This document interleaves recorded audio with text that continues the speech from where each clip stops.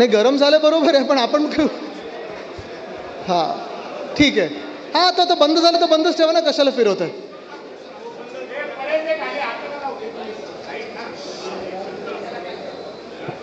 असंच एक शिबिर मुंबईमध्ये घेतलं होतं, ईशान्य मुंबईमध्ये घेतलं होतं, आणि राऊत साहेबांनी तेव्हा मला मुंबईवर बोलण्यासाठी सांगितलं होतं.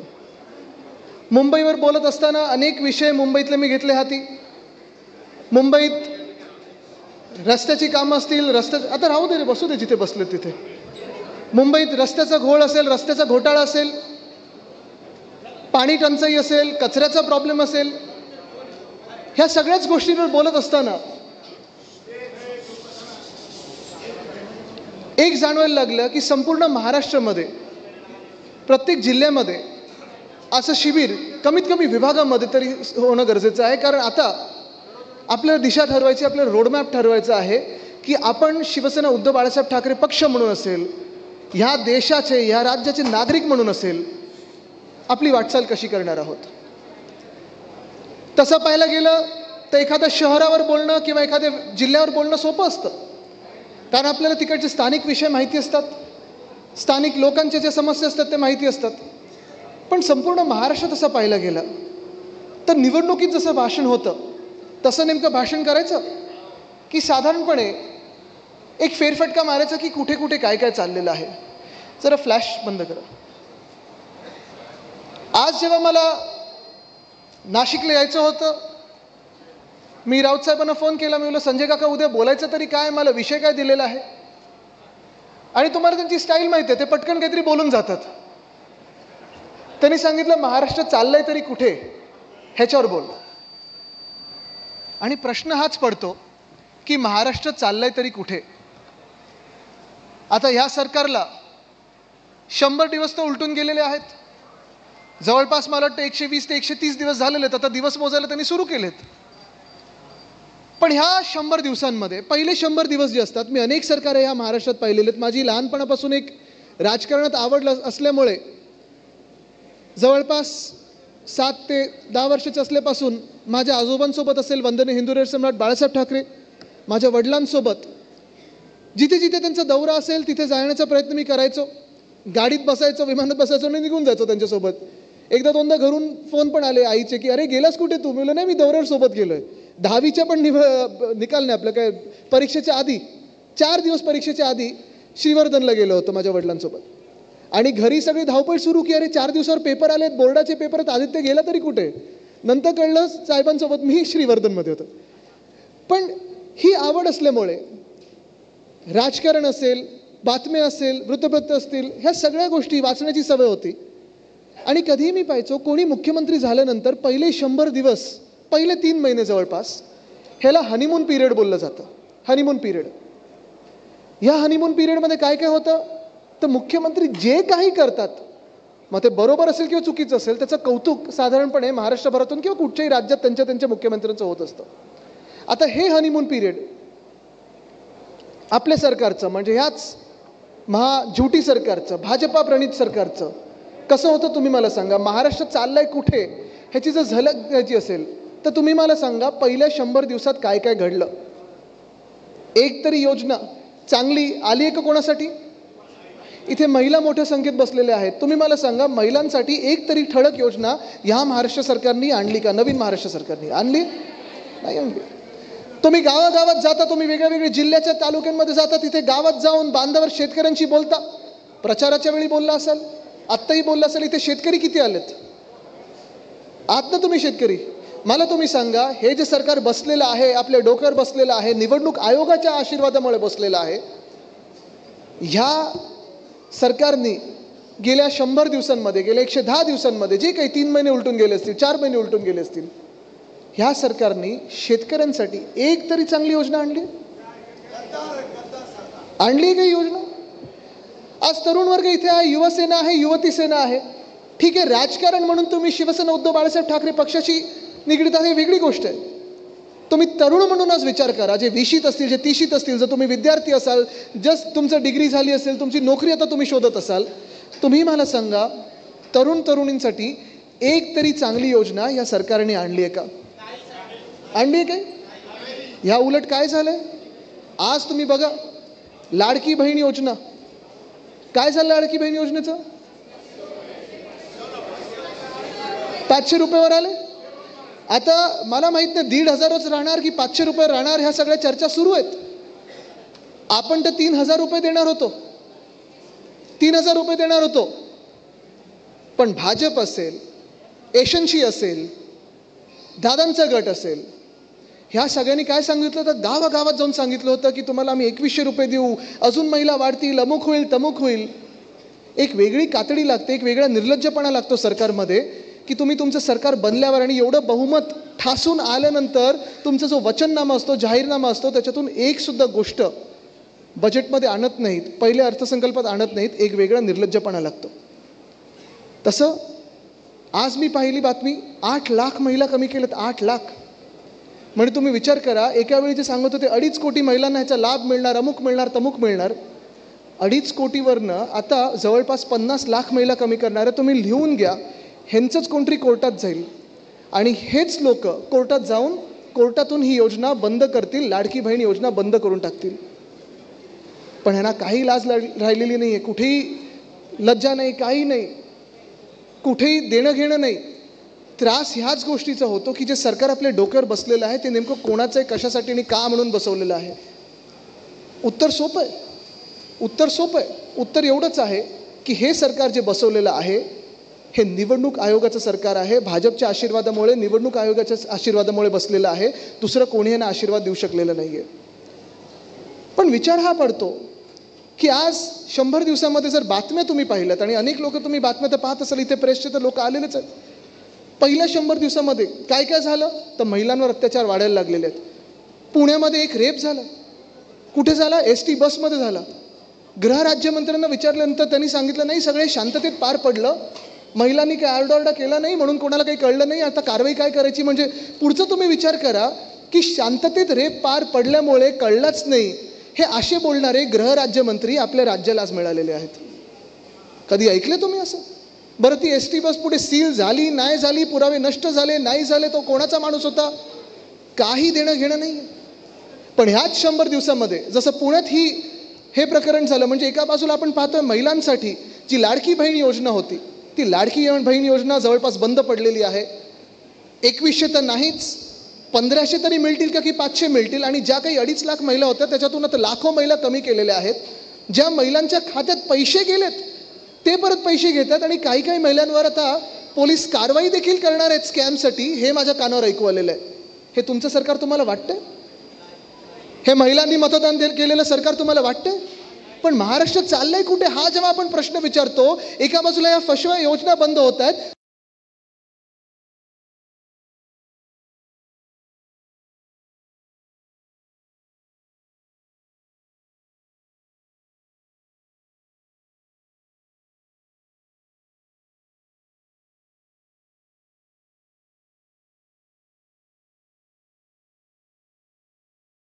भयानक आहे. संवेदनशील तर नाहीच आहे, पण राक्षसी आहे. रावण पण वेगळं असेल असं हे सरकार भयानक आहे. हे सरकार आपल्या डोक्यावर बसलेलं आहे. पण जसं मी महिलांबद्दल बोलतो तसं काही इतरांसाठी काही फार चित्र बरं नाही. आपण विचार करा, पहिल्या 100 दिवसामध्ये हा रेप झाला, हा बलात्कार झाला, लाडकी बहीण योजना बंद पडली, बीडचं प्रकरण झालं, परभणीचं प्रकरण झालं. तुम्ही मला सांगा, बीडमध्ये अक्का कोण आहे अजून कळलंय कोणाला? कळलंय कोणाला? संपूर्ण महाराष्ट्राला माहिती आहे अक्का कोण आहे. तरी देखील बीडचं प्रकरण किती दिवस टांगत ठेवलं. ते फोटो प्रेसवाल्यांनी दाखवले तेव्हा मुख्यमंत्र्यांना कारवाई करायला लागली आणि एका मंत्र्याचा राजीनामा घ्यायला लागला. पण आज महाराष्ट्र ज्या हत्तीने हादरला होता, जे काही आम्ही ऐकत होतो, भाजपचे पण काही आमदार तिथे विधान भवनात सांगत होते की मुख्यमंत्री महोदय राजीनामा घ्या, अटक करा, कारवाई करा. काय नक्की मुख्यमंत्र्यांचे हात बांधले कशासाठी होते, कोणी बांधले होते, का कारवाई करत होते, काय अशी मैत्री होती की बीड प्रकरणात ते स्वतःच्याच कार्यकर्त्याला न्याय देऊ शकले नाहीत. तसं पाहायला गेलं तर बीडमध्ये हत्या कोणाची झाली होती? एकदम दुर्दैवी हत्या झाली होती, भयानक हत्या झाली होती. हादरून गेला होता महाराष्ट्र. जर तुम्ही ते धस साहेबांचं भाषण ऐकलं, नमिताताईंचं भाषण ऐकलं, दोघंही भाजपचेच आमदार. पण आज जो काही हैदोस होत होता तिथे, जो काही एक त्रस्त होतं लोक, विचार करा तुम्ही, ह्या राज्यामध्ये भाजपच्याच कार्यकर्त्यांची हत्या व्हायला लागली असेल आणि भाजपच्याच कार्यकर्त्यांना आणि त्यांच्या परिवाराला न्याय मिळत नसेल, तर मग आपण करायचं तरी काय? पण ह्या 100 दिवसामध्ये जसं महिलांवर अत्याचार वाढत गेलेत, ह्या 100 दिवसामध्ये जशी ही लाडकी बहीण योजना बंद झाली, तसं बीडचं प्रकरण झालं आणि पहिल्या 100 दिवसामध्ये ह्या सरकारमधून एका मंत्र्याला राजीनामा द्यावा लागला. ही लोकांची ताकद आहे. पण तुम्ही विचार करा की महाराष्ट्र नेमका चाललाय कुठे? परभणीत म्हणतात पोलीस कस्टडीमध्ये हत्या झाली, मारहाण झाली, मृत्यू पडला, पण अजून देखील मोर्चे काढले तिथे स्थानिकांनी, सगळं काही झालेलं आहे. पण संजय राऊत साहेब, अजूनही त्या परिवाराला न्याय मिळालेला नाहीये.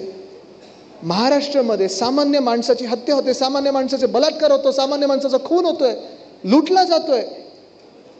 पण ह्या मुख्यमंत्र्यांकडून आणि जे गृहमंत्री आहेत राज्याचे, त्यांच्याकडून न्याय अपेक्षित करणं मला वाटतं सर्वात मोठा गुन्हा झालेला आहे.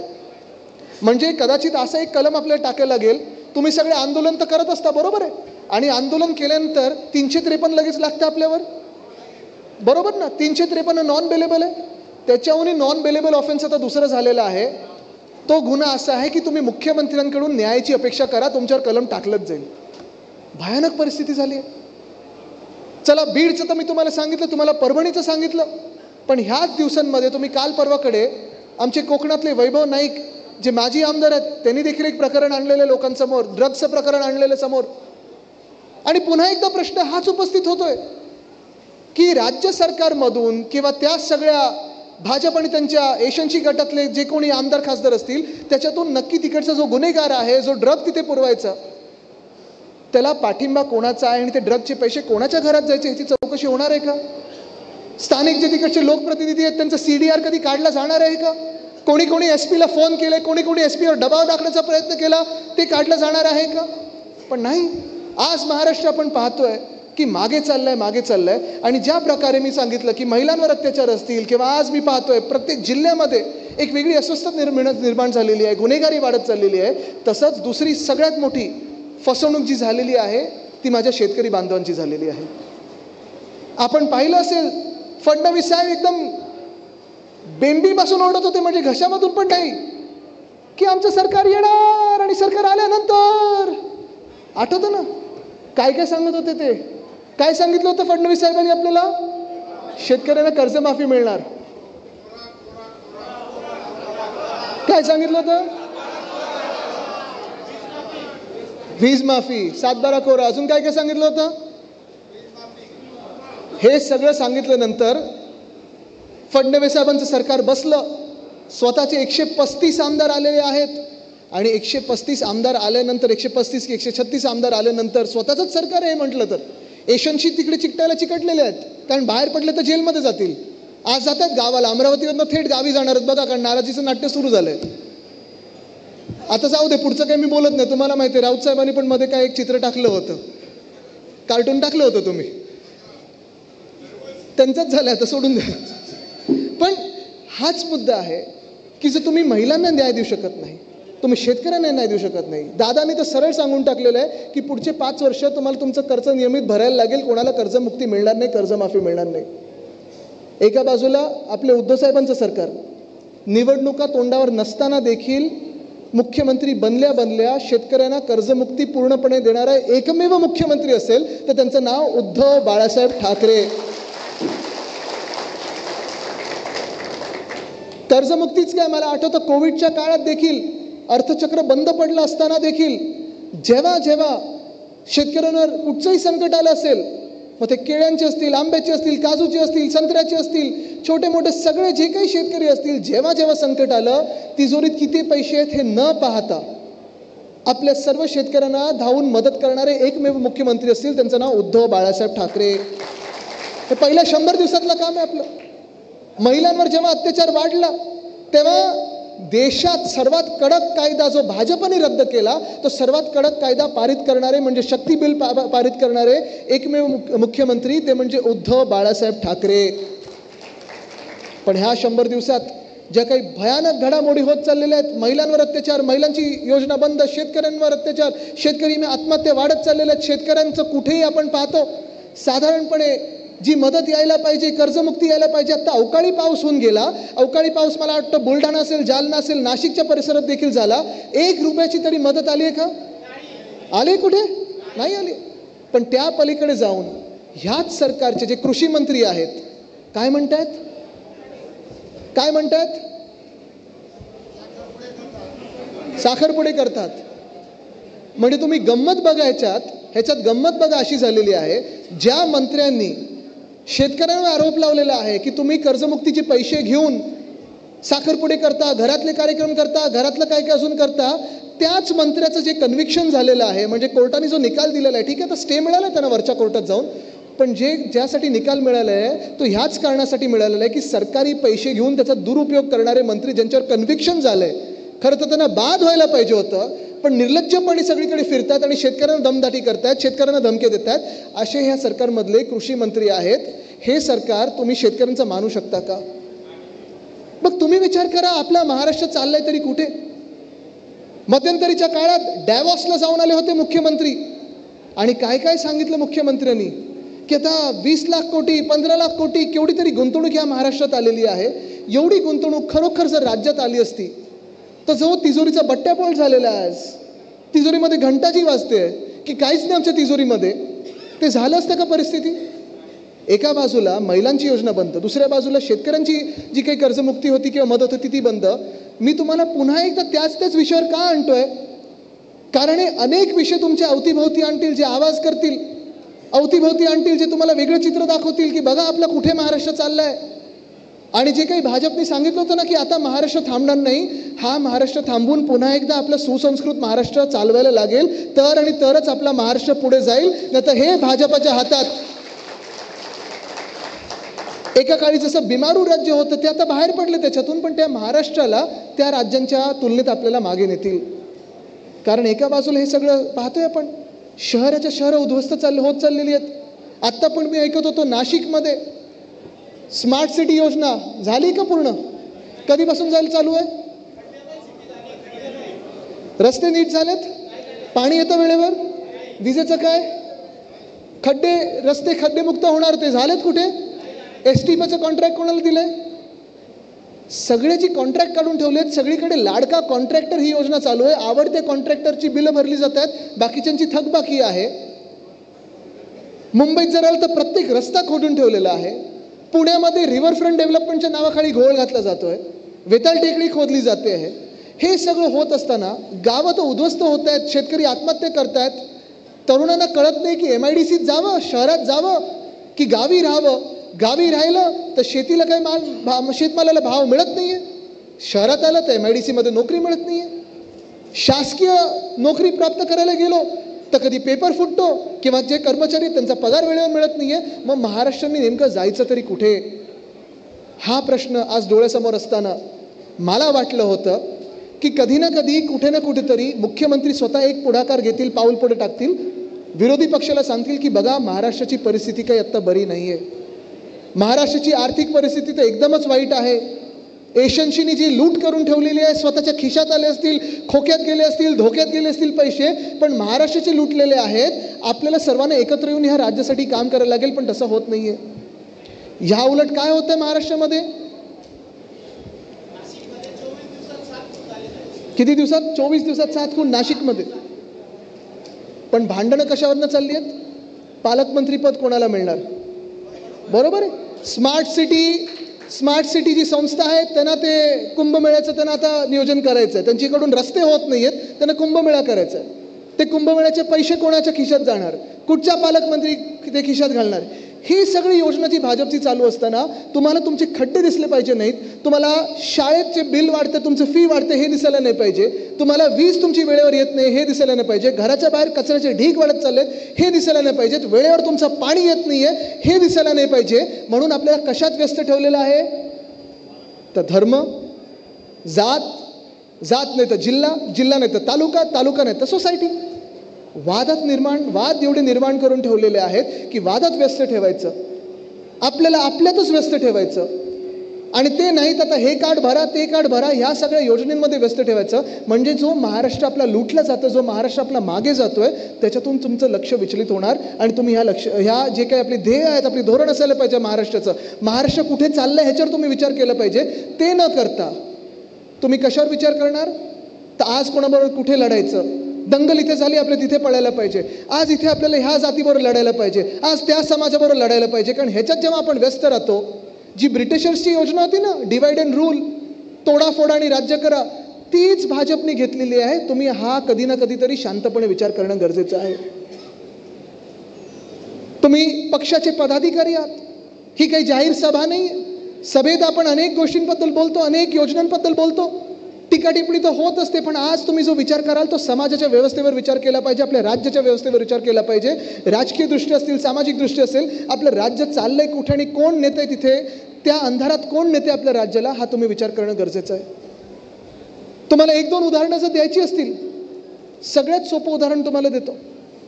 आज आपल्या राज्यामध्ये जे काही चालू आहे तेच देशभरात चालू आहे. तुम्हाला 2-3 उदाहरणं ह्याच्यात द्यायची असतील तर पहिलं उदाहरण म्हणजे ह्याच केंद्र सरकारचं देतो. 2014 मध्ये इथे अनेक लोक असे बसलेत जे खासदार होते, आपली युती होती. राजन विचारे साहेब आहेत, अरविंद सावंत साहेब आहेत, विनायक राऊत साहेब आहेत, खैरे साहेब तुम्ही होतात. 2014 मध्ये जेव्हा आपण युती सरकार आणण्याचा प्रयत्न करत होतो, केंद्रात मोदी सरकार आणण्याचा प्रयत्न करत होतो, भाजपने आपल्याला काय सांगितलं होतं? कुठच्या मुद्द्यावर तुम्ही निवडणूक लढा? विकास, अच्छे दिन, बरोबर ना? कशावर? 15 लाख, काळा पैसा परत आणणार.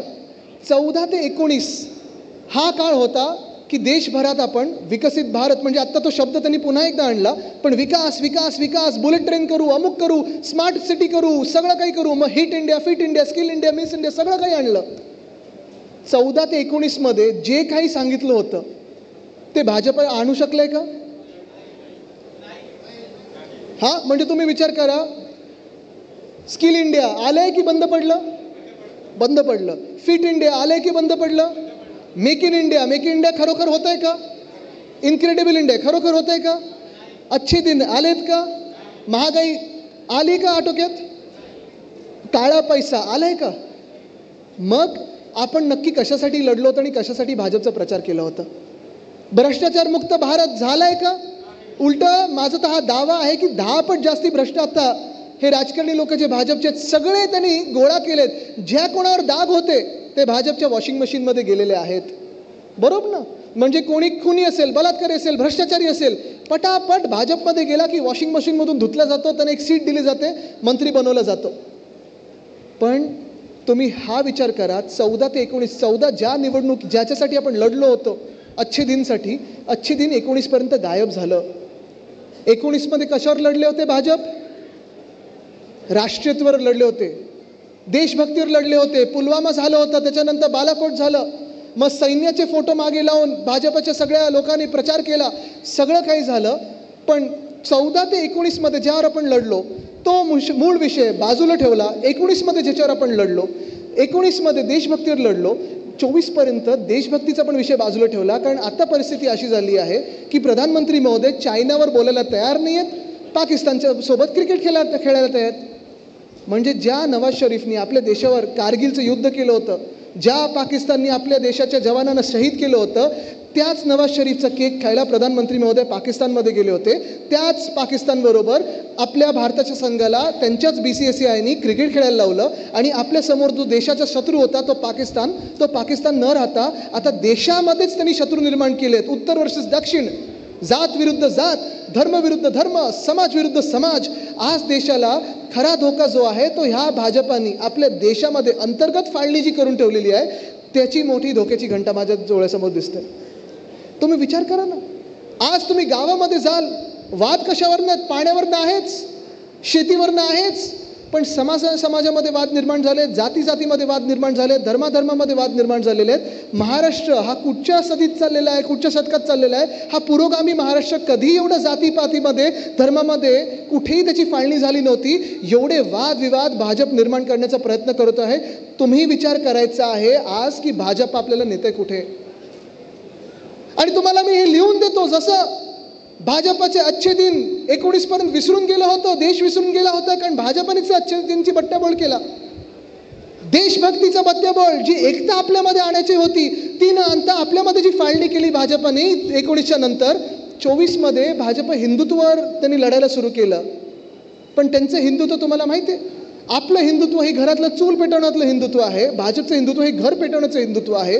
ह्या दोघांचा फरक पाहून देशाने भाजपला 400 पारच्या स्वप्नावरनं 240वर आणलं. माझी भीती हीच आहे की 14 पासून 19 पर्यंत जसं भाजपने विकास, आपल्याला भ्रष्टाचारमुक्त देश, हे काही जे कॉन्सेप्ट होते ते नष्ट करून टाकले. 19 नंतर देशभक्तीचा भाजपने कॉन्सेप्ट नष्ट केला, तसं भाजप 24 नंतर हिंदुत्वाला देखील धोक्यात आणेल, ही माझी भीती आहे. विचार करा ना, आज आपण जगतोय ते कुठच्या जगात जगतोय, कुठच्या सदीमध्ये जगतोय, कुठच्या विश्वात जगतोय. एका बाजूला ट्रम्प आणि ते शी जिनपिंग कशावरनं भांडतायत, तर ट्रेडवरनं भांडतायत, आर्थिक गोष्टींवरनं भांडतायत. चायना डीपसीक बनवतोय, USA AI बनवतोय, तायवान सेमीकंडक्टर बनवतोय. पण आपल्या देशाला जे व्यस्त ठेवलेलं आहे ते समाजाच्या कुठच्या व्यवस्थेत ठेवलेलं आहे, धर्माच्या व्यवस्थेत ठेवलेलं आहे.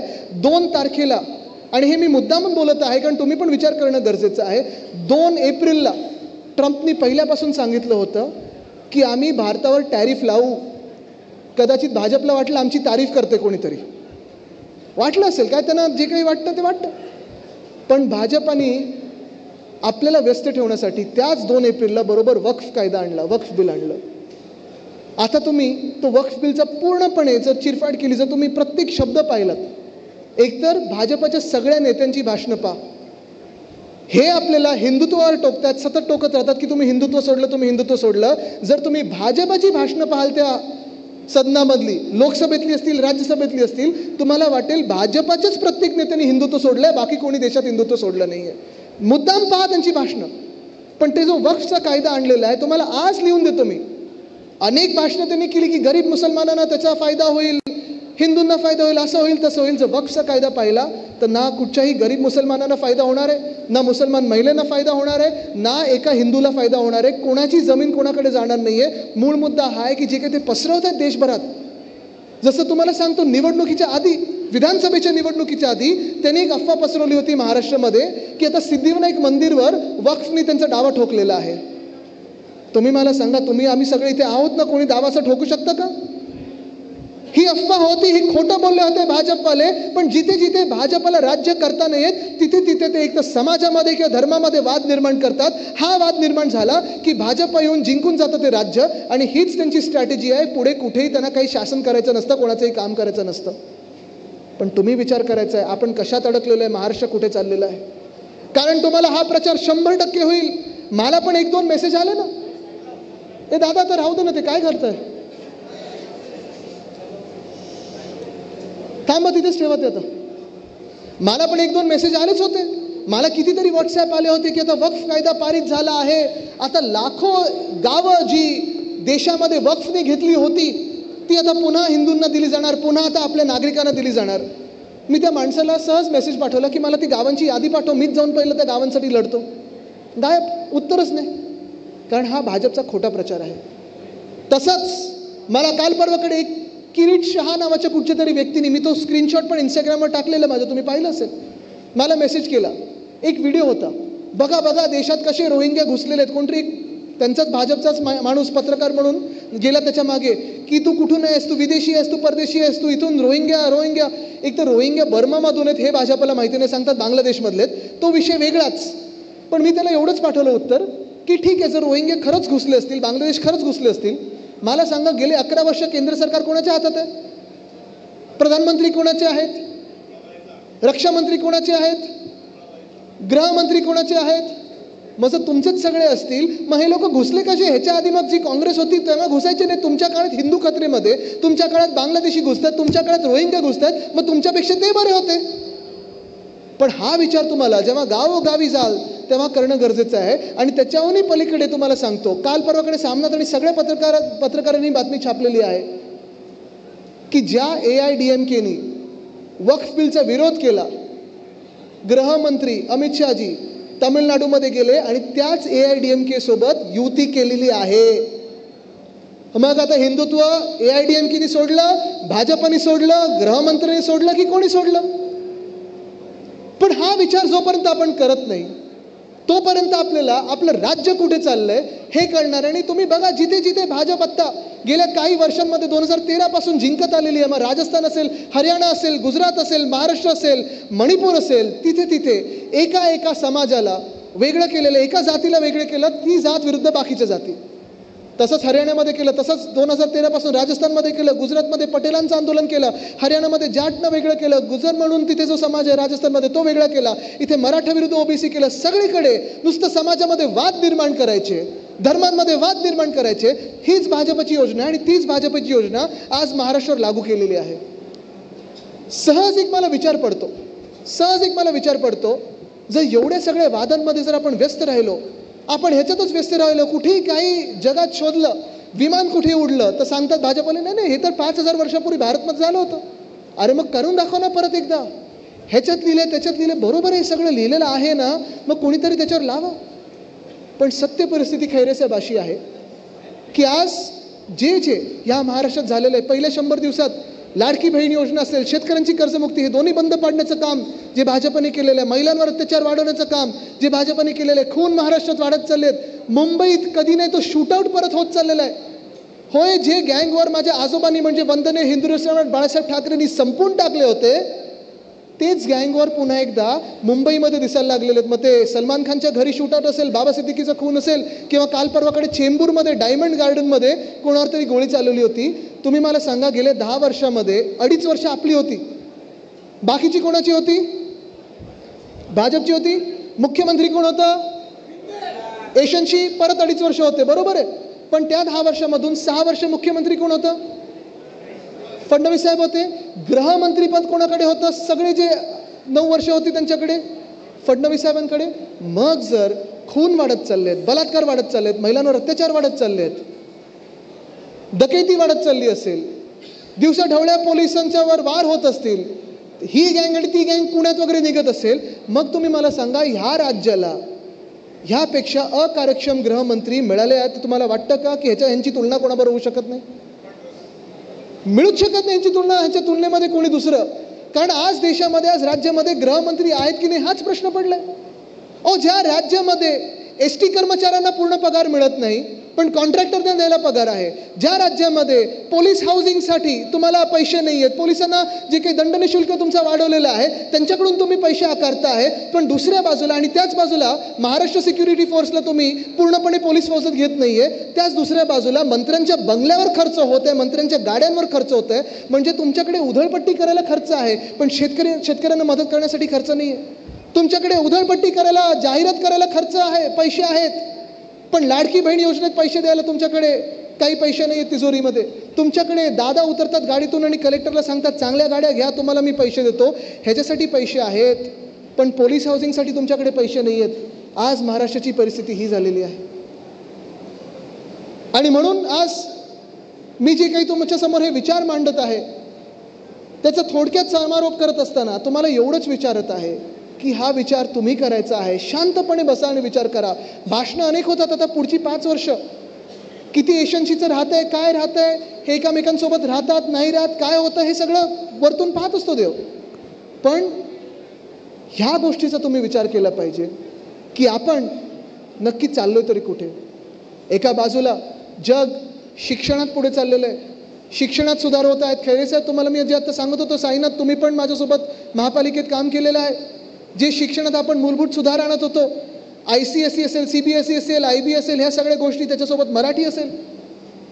पण आज जेव्हा आपली सामान्य माणसाची मुलं मुली, लहान मुलं मुली जेव्हा आपल्या शाळेमध्ये जातात, तुम्ही भाजपचा प्रत्येक केंद्रातला मंत्री पहा, इकडचे काही आमदार पहा, शिक्षणासाठी कुठे गेलेत माहिती आहे तुम्हाला?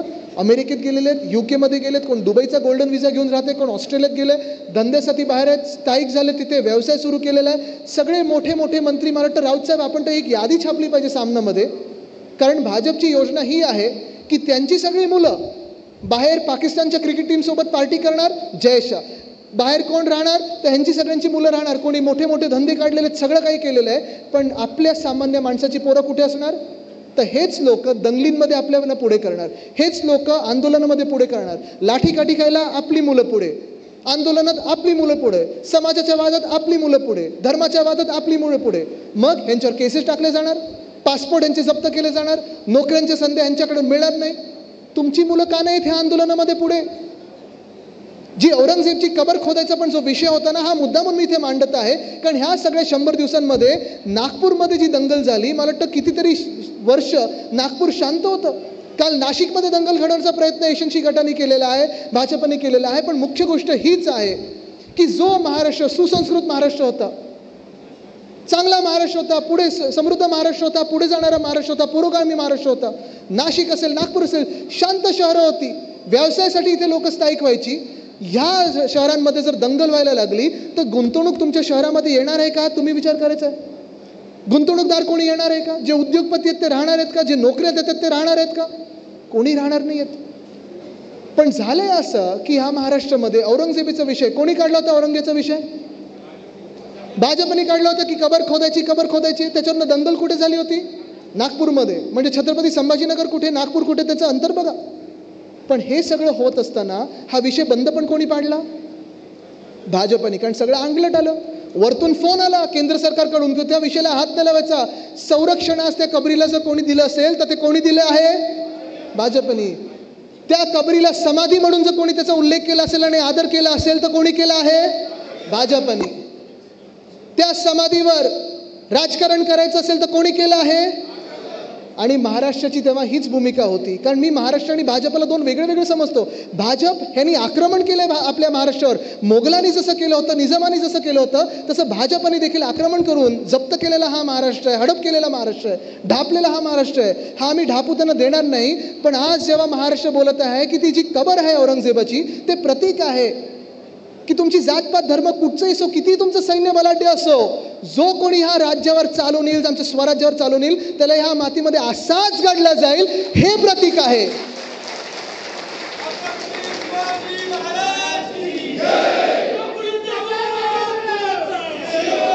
पण भाजपला ते प्रतीक देखील पुसून टाकायचं आहे. भाजपला ते देखील प्रतीक पुसून टाकायचं, ते चिन्हच पुसून टाकायचं की आपण कोणाला तरी ह्या मातीत गाडला. आपली शौर्यगाथा जी आहे ती भाजपला पुसून टाकायची. आणि मग छत्रपती शिवरायांचा एकेरी उल्लेख करतं कोण? कोरटकर कोणाचे? सोलापूरकर कोणाचे? कोश्यारी कोणाचे? गृहमंत्री कोणाचे? मग आपल्या महाराष्ट्रात येऊन छत्रपती शिवरायांचा अपमान असेल, महात्मा ज्योतिबा फुलेंचा अपमान असेल, सावित्रीबाई फुलेंचा अपमान असेल, हे कोणाचे सगळे लोक आहेत? महाराष्ट्र विरोधी कोण आहे? जो समृद्ध महाराष्ट्र होता तो मागे नेण्याचं काम कोण करत आहे? आज शेतकरी कधी जातपात बघत नव्हते, पण समाजामध्ये वाद निर्माण करून जातीमध्ये भांडण निर्माण करणारा पक्ष एकमेव कोण? धर्म कधी शेतकरी आणि महिला बघायचे नाहीत, तरुण बघायचे नाहीत. आम्हाला पाहिजे ते नोकऱ्या पाहिजेत, आम्हाला पाहिजे ते रोजगार पाहिजे, आम्हाला पाहिजे ते रोटी कपडा मकान पाहिजे. पण आम्ही जेव्हा एकत्र येण्याचा प्रयत्न करतो तेव्हा आमच्यामध्ये फळी निर्माण करायचा, फाळणी निर्माण करायचा प्रयत्न, विष पेरण्याचा प्रयत्न करतं कोण? भाजप. मग तुम्ही विचार करायचा आहे आपला महाराष्ट्र चाललाय तरी कुठे? स्वदेश पिक्चर तुम्ही बघितलं असेल, नसेल बघितलं तर मी आवर्जून तुम्हाला विनंती करीन की पुन्हा एकदा बघा.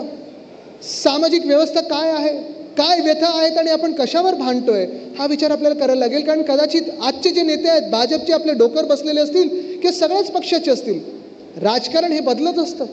एका वेळी आपल्याला वाटायचं युपीएचं सरकार कधी पडणार नाही, काय पैसा, काय ताकद, असं तसं, त्याहून दुप्पट तिप्पट भाजप आपल्यावर येऊन आढळत आहे, आपल्या स्वराज्यावर महाराष्ट्रावर येऊन आढळत आहे. आपल्याला वाटतं की काय पैसा, फौज, पोलीस वगैरे सगळे वापरत आहेत. पण प्रत्येक जी काही मोठी ताकद आपल्यावर येते ती ताकद कधी ताकद राहत नाही, त्याला तडे जातातच. कारण महाराष्ट्र हा एका खडकासारखा उभा राहतो. आपण ताकद आपल्यामध्ये, जिद्द आपल्यामध्ये, हिंमत आपल्यामध्ये. पण तीच हिंमत, ताकद, जिद्द जेव्हा आपण ही 5 बोटातनं वेगळी वेगळी राहतो तेव्हा बोटं मोडली जातात. ही जी वज्रमूठ आहे तुमची, ही महाराष्ट्र म्हणून जर दाखवली आपण तर कोणी आपल्याला हलवू शकणार नाही. हा विचार तुम्ही करायचा आहे. राजकारण बदलत असतं, प्रत्येकाची वेळ येते. ते बोलतात ना, अपना टाइम आएगा, येईल तेव्हा येईल. पण आपण तरुणांनी विचार करायचा आहे, समाजाच्या भांडणामध्ये, जिल्ह्याच्या भांडणामध्ये, तालुक्याच्या भांडणामध्ये, धर्माच्या भांडणामध्ये, जातीच्या भांडणामध्ये, आंदोलनामध्ये, कोण मंदिरासमोर नाचते, कोण मस्जिदीसमोर नाचते, कोण कुठच्या दुसऱ्या धर्मगुरूंसाठी नाचते, हे सगळं करत असताना एक काळ असं येईल की ह्या सगळ्या भाजपच्या नेत्यांना तुम्ही परदेशी बघाल. ह्यांची सगळ्यांची पोरं, सगळ्यांची मुलं मुली, तरुण तरुणी परदेशी मस्त स्थानिक तिथे झालेले असतील, त्यांच्याकडे तिकडचा पासपोर्ट असेल, धंदे नोकरी पाणी सगळं चांगलं चाललं असेल, बेरोजगार राहू ना, ते आपण राहू. बुलडोजर चालेल तो सामान्य नागरिकाच्या घरावर चालेल. आवाज जो दबला जाईल तो तुमचा दबला जाईल. आपल्याला वाटतं आता की आहे आपल्यावर काही दडपण नाही आहे, ते त्यांच्यावर येत आहेत. पहिलं जे त्यांच्यावर आलेत ना ते तुमच्यावर येतील. आणि भाजप एवढंच करेल की ह्या देशाचा नागरिक कोण, तर जो भाजपचं संविधान पाळेल ते ह्या देशाचे नागरिक. हिंदू कोण, जो भाजपचं हिंदुत्व मानेल तोच ह्या देशाचा नागरिक. तुमची ओळख राहणार नाही. तुम्ही ठरवायचं आहे महाराष्ट्र आजपासून मागे जाणार की तुम्ही त्याला पुढे नेणार. तुम्ही काही नाही केलं, शांत बसलात, तर भाजप जे राज्य आपलं अंधारात नेत आहे त्यांना काही पडलेली नाही. तुम्ही मणिपूर बघा ना, मणिपूर 2 वर्ष जळत होतं, काय काय अत्याचार झालेत. अर्ध्या गोष्टी तर तुमच्या डोळ्यासमोर आल्या देखील नाही आहेत. स्वतःचं राज्य सरकार बरखास्त केलं आता आणि राष्ट्रपती राजवट रावलेली आहे, पण निवडणुका घेत नाही आहेत. आज तुम्ही विचार करायचा आहे, महाराष्ट्राला ते मणिपूर करण्याचा प्रयत्न करत आहेत, तुम्ही ते होऊ देणार आहेत का? जर या महाराष्ट्रामध्ये समाजात वाद निर्माण झाले, धर्मात वाद निर्माण झाले, गुंतवणूकदार येणार नाहीत. जर ह्या महाराष्ट्रामध्ये दंगली झाल्यात, खून वाढत राहिले, महिलांवर अत्याचार वाढत राहिले, तर दंगली होतील, सगळं काही होईल, पण महाराष्ट्रात गुंतवणूक होणार नाही. इथे जे सगळे तुमचे तरुण मुलं मुली असतील ते बेरोजगार राहतील. महाराष्ट्र वादात राहील, संवादात राहणार नाही. आपल्याला आणायचा तो संवाद आणायचा, त्याही पुढे जाऊन आपल्याला जर महाराष्ट्राला पुढे न्यायचं असेल तर तुम्हाला वज्रमूठ एकत्र करायलाच लागेल. एवढ्याच हे जे काही विचार आहेत, कदाचित मला माहीत नाही तुम्हाला पटतील नाही पटतील, कंटाळेल, पण मी एक स्वार्थीपणाने विचार करतो. मी आजचा विचार करत नाही आहे, पुढच्या 20 वर्षाचा विचार करतो आणि जे दिसतंय ते मी बोलतोय. कदाचित 20 वर्षानंतर तुम्ही मला सांगाल आदित्य तू बरोबर होतास, आम्ही भाजपसोबत वाहत गेलो. पण प्रवाहाच्या विरुद्ध वाहनाची जी ताकद असते ती तुमच्यात असायला पाहिजे. मी माझ्या पणजोबांची, जर माझ्या वडिलांकडून, आजोबांकडून, पणजोबांकडून काही शिकलो असेल तर एकच आहे की खूप वेळा समाजाला वाटतं की हेच बरोबर आहे, सगळे काही त्या समाजाच्या प्रवाहात वाहत जातात. माझ्या पणजोबांची माझी जीवनगाथा जर तुम्ही वाचलीत, मी माझ्या आजोबांना रवी म्हात्रे जे वाचून दाखवायचे तेव्हा मी ऐकत बसायचो, लहान होतो तेव्हा, 8वी 9वी 10वीत असताना. एकच धडा त्याच्यातून घेतलेला आहे की हिंमत, ताकद, आत्मविश्वास समाजाला आरसा दाखवण्याची असायला पाहिजे. दुसरं म्हणजे जे सत्य आहे ते बोलण्याची असायला पाहिजे, जे पटत नाही त्याच्यावर ठामपणे बोलण्याची असायला पाहिजे. आणि कधी कधी जर तुमच्यासोबत कोणी नाही राहिलं तरी समाजासाठी जे चांगले आणि प्रवाहाच्या विरोधात असेल पोहून त्या बेटापर्यंत पोहोचणं गरजेचं आहे, जिथून तुम्ही समाजाला सांगू शकता की जे मी बोलतोय तेच समाजासाठी बरोबर आहे.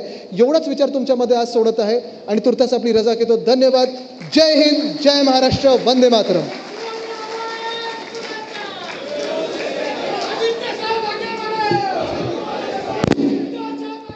आदरणीय आदित्य साहेब ठाकरे यांचं मार्गदर्शन या ठिकाणी इथे झालंय आणि आता आपण थोड्याच वेळात आणखीन एका महत्त्वाच्या पुढील सत्राला वळणार आहोत.